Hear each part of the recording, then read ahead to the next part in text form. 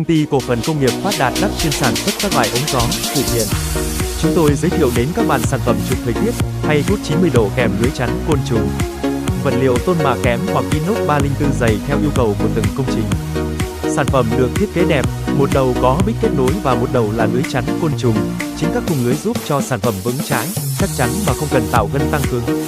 Thiết kế đẹp, sản phẩm chắc chắn, hoạt động ổn định. Quý khách liên hệ hotline 0976 94 9761 0943 14 1586 để được tư vấn. Trân trọng cảm ơn quý khách hàng đã tin dùng sản phẩm của chúng tôi.